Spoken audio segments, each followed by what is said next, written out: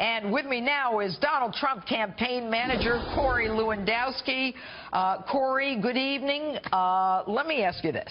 How can Donald Trump convince ordinary Americans when he doesn't have a record of foreign policy to refer to that he can keep us safer than Hillary Clinton, who can at least say she was Secretary of State and United States Senator and First Lady? Well, hey, thanks for having me on, number one. And number two, let's go back and look at that Clinton record. It has been a dismal disaster from the very beginning. And I think what the American people want is exactly what you alluded to at the beginning of your show, is safety at home. They want to know that they can get on an airplane and that they'll be safe when they land.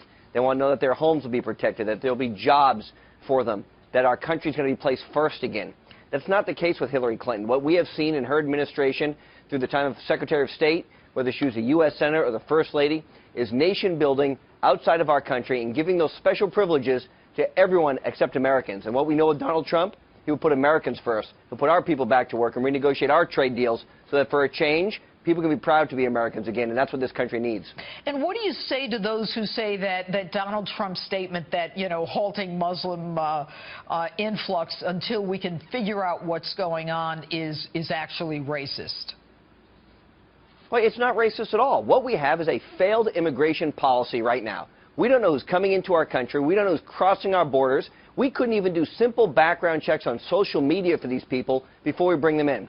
And what we want to do is put a temporary hold. Let's just look and make sure that our government, which isn't doing their job properly, can vet these people so that we know we're not bringing terrorists into our country. But you know what we saw in San Bernardino was we saw a woman come into our country who was a radical terrorist. She radicalized her husband, and they killed 14 people. And they came in on a K-1 visa because they couldn't do a simple social media background check. That's what's wrong with our country. We need to do a better job to protect our own citizens. Will we ever be able to do background checks on refugees? I mean, they're not coming out of these countries, you know, with their license or registration and their criminal justice record.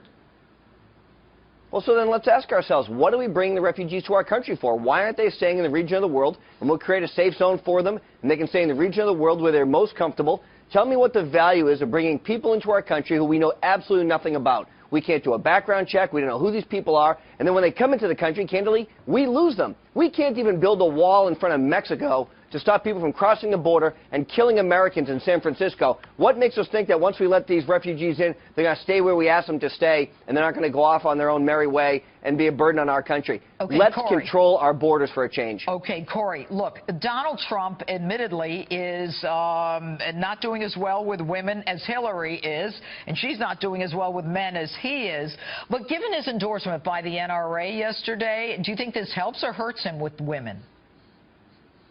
Well, look, again, women are not single-issue voters, and this is what the misnomer is.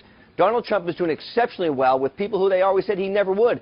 In the last poll that came out, he has a 10-point lead amongst Hispanics over Hillary Clinton. They said originally he would never have that lead. He's now leading her by 10 points. And what women want, in my opinion, and you're one judge, you know better than I do, is they want safety for their homeland. They want safety for their families. They want to make sure they have good-paying jobs. They want to make sure they can take care of their families. They're not single-issue voters, so this notion that Donald Trump doesn't do well with women is crazy. 30 years ago, when he started building his business, you know he put women in the highest positions possible, and they still run those businesses today. Okay, look, a Fox News poll we have shows that with women, Clinton's 50%, Trump's 36%, men 33% for Clinton, and men 55% for Trump.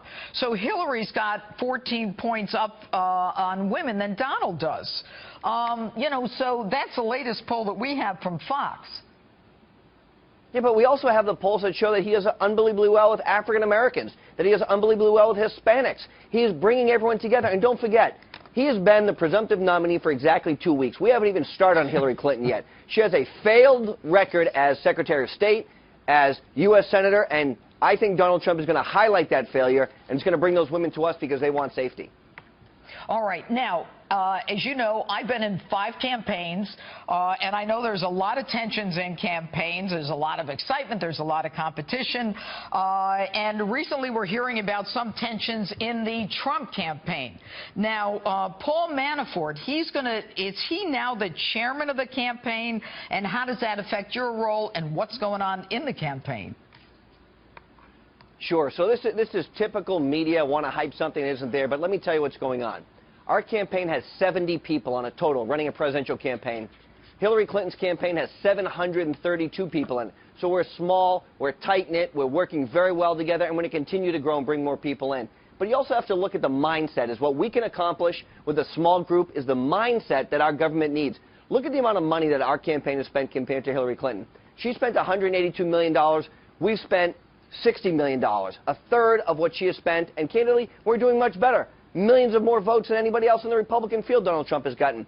What you have to do in scenarios like this is you bring people in. What's your title on the campaign? I'm the campaign manager, and that's not going to change. I'm the campaign manager, and it's such a privilege. Campaign manager. Thanks for being with us tonight.